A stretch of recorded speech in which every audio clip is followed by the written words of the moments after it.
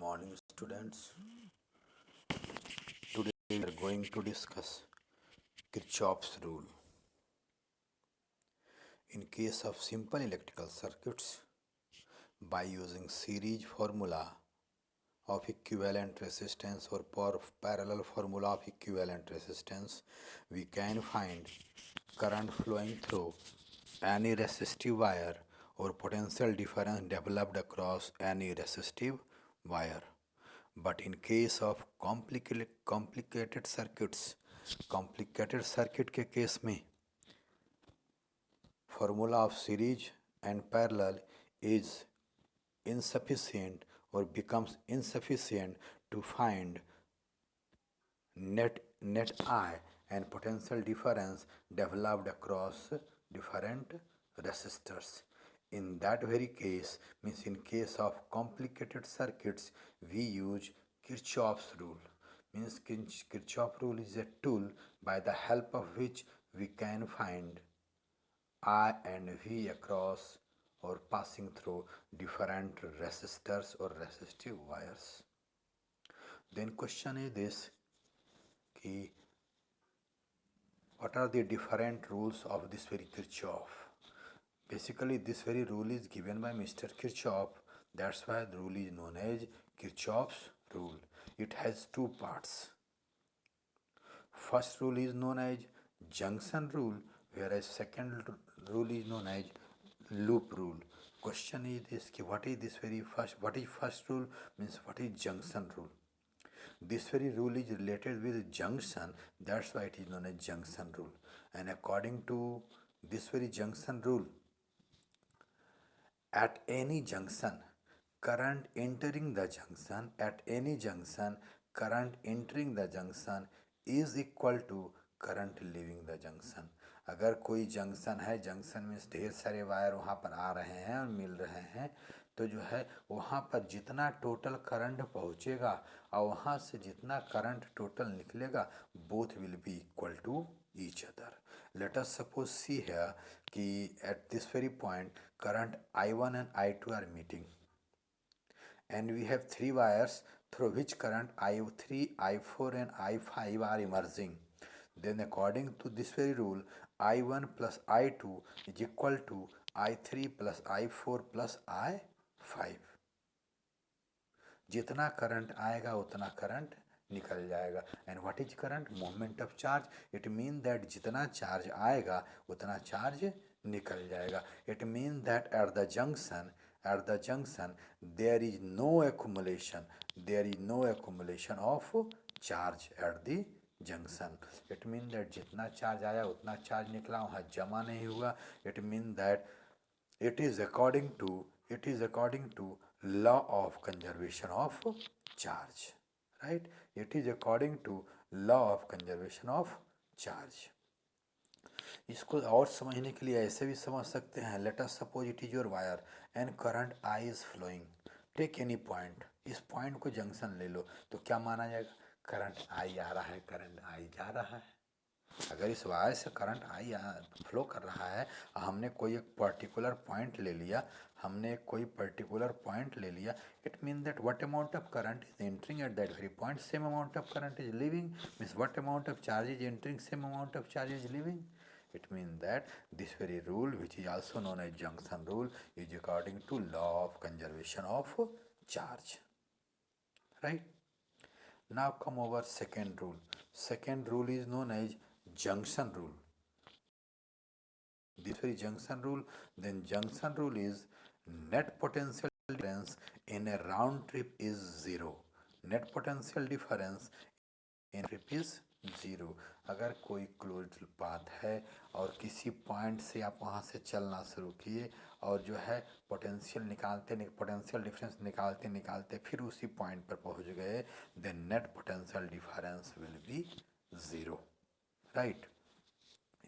It mean देखो जरा सा एक एग्जांपल से देखो. Let us suppose we have a circuit having three cells E1, E2 and E3 and two resistive wires R1 and R2. In this very circuit, let us suppose current I is flowing. Current I flow कर रहा है, तो तो हम लोग कैसे कह देंगे कि net potential difference will be zero. तो अगर कहेंगे net potential will be zero, then what should be equation? It mean that we can write summation of all V I's will be zero, should be zero. Let us suppose left end से ले लो और right side से मूवते हुए हम लोग चलते आ रहे हैं। तो जरा से बता दो पहले सेल के पास पोटेंशियल डिफरेंस कितना हो जाएगा। मान लो हम लोग फाइनल माइनस इनिशियल कर रहे हैं, then final minus initial equal to low voltage minus high voltage means minus E one, right. से कम ओवर सेकेंड सेल के पास पोटेंशियल डिफरेंस होगा current, because current I is flowing, so potential difference developed across second cell will be equal to I into R one, and current is flowing from in anti clockwise direction, so final minus initial will be positive, क्योंकि जो current जो है R2 के right side से घुसेगा और left side से निकलेगा। तो और and current always flows from higher potential to lower potential, current always flows from higher potential to lower potential, so final potential minus lower potential will be equal to I into R1 and it will be positive। बात समझ रहे हो ना? And now come over that potential difference at third point, final minus potential will be plus E2, at the fourth final minus potential will be minus E3 because low minus high, and at the point fourth final minus initial will be positive because current is passing from left to right through R2, so it will be plus R2, or net potential difference, this very net potential difference will be equal to 0 according to rule। तो कह दो कि sir कैसे कह देंगे net potential difference will be zero. इसको समझने के लिए आओ जरा एक example low.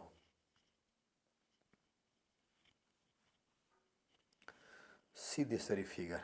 Let us suppose we have a wire AB. Let us suppose we have a wire AB, then what will be potential difference across this? Then we can write final potential minus initial potential VB minus VA, right? अब मान लो कि wire तुम्हारा ABC है, and what will be potential difference between A to C? Then we can say potential difference between A to C will be equal to VC minus VA, और VC minus VA को हम लोग लिख सकते हैं potential difference between AB and potential difference between BC। तो इसको क्या लिख दोगे? VB minus VA plus VC minus VB, can be right. देखो ना ये कैंसिल होकर के उतना ही बचेगा, VB plus VB minus VB cancel, बचेगा VC माइनस VA,